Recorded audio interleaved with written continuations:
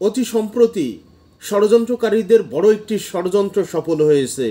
সচিবালয়ের খুব গুরুত্বপূর্ণ কয়েকটি মন্ত্রণালয় একেবারে ভস্মীভূত হয়ে গেছে, যেখানে ছিল স্বৈরশাসকদের দুর্নীতির সমস্ত নথিপত্র, পাপের আমলনামা। আমরা যদি এক কথায় বলি যে পাপের আমলনামা তারা পরিকল্পিতভাবে পুড়িয়ে ছাই করে দিয়েছে। তবে পাপের আমলনামা পুড়িয়ে কি তারা খুব বেশি লাভবান হয়েছে? প্রাথমিক দৃষ্টিতে হয়তো তারা লাভবান মনে করছে, কিন্তু তাদের যে কর্মকাণ্ড বিগত দীর্ঘ 15-16 বছর যাবৎ সেটি কিন্তু জাতির সামনে স্পষ্ট। তাদের যে মানুষকে যে জোর করে গুম খুন, তারপরে এদেশের অর্থনীতিকে ধ্বংস করা, বিলিয়ন বিলিয়ন ডলার পাচার করা, ইতিমধ্যে কিন্তু সকলের সামনে পরিষ্কার। হয়তো বিচারের ক্ষেত্রে যে প্রমাণগুলো ছিল তারা হয়তো সেই প্রমাণগুলোকে জ্বালিয়ে পুড়ে ছাই করে দিয়েছে।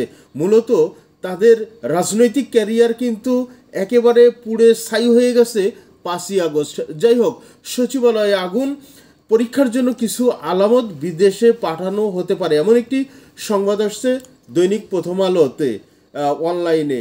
এই সংবাদটিতে কি লিখছে সেটি আমরা একটু পড়ি আগে, তারপরে 2-4টি কথা আপনাদের সাথে আমি শেয়ার করব আমার মতো করে।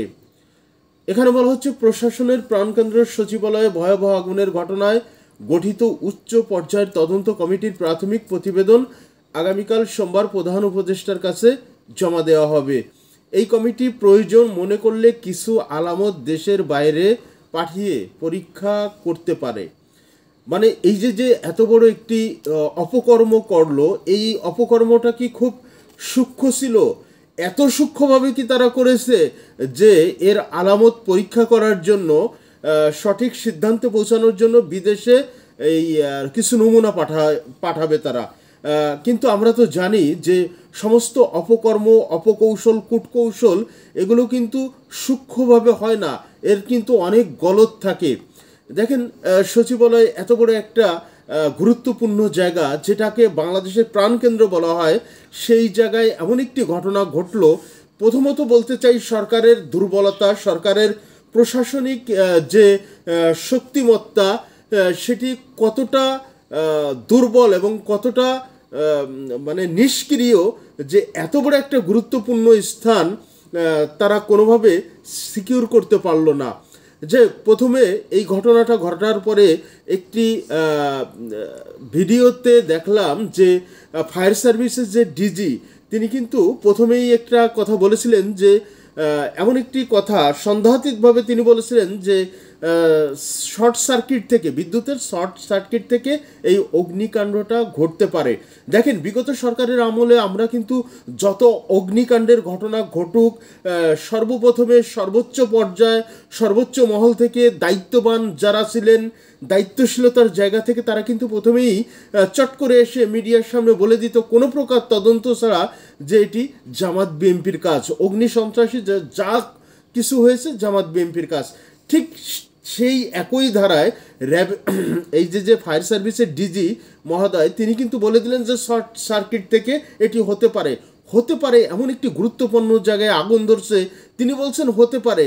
এর ভিত্তি কি? তিনি কিভাবে কোনো প্রকার তদন্ত ছাড়া, কোনো প্রকার বিশ্লেষণ ছাড়া এটি বলতে পারেন? তাহলে প্রথম থেকেই মনে হচ্ছিল যে এটিকে ভিন্ন খাতে প্রবাহিত করবে, কারণ প্রতিটি পদে পদে, প্রতিটি ইঞ্চিতে ইঞ্চিতে স্বৈরাচারের দোসররা বিদ্যমান। সরকারে যাদেরকে দেখতেছি তাদের ভিতরে কি স্বৈরাচারের দোসর নেই? অবশ্যই রয়েছে। যাই হোক, এই যে তদন্ত প্রতিবেদন, সেটিকে কি কালক্ষেপণ করার জন্য এমন একটি বক্তব্য সামনে আনলেন যে এই কমিটি প্রয়োজন মনে করলে কিছু আলামত দেশের বাইরে পাঠিয়ে পরীক্ষা হতে পারে, নাকি এটা শিওর হওয়ার জন্য? আমি বুঝতেছি না এখনও যে এই বিষয়টি কি সঠিকভাবে অনুধাবন করার জন্য, নাকি কালক্ষেপণ করে বিষয়টিকে অন্যদিকে ঘুরিয়ে দেওয়ার জন্য। এই যে আমি বলবো তালবাহানাই যে এর আলামত বিদেশে পাঠাবে, তো সেটি একটা লম্বা প্রসেস। তাহলে আমরা কি ধরে নিব যে এটিও গোলে মেলে যাবে চলে এই বিষয়টি? আপনাদের মতামত কামনা করছি, এখানেই শেষ করছি। আল্লাহ হাফেজ।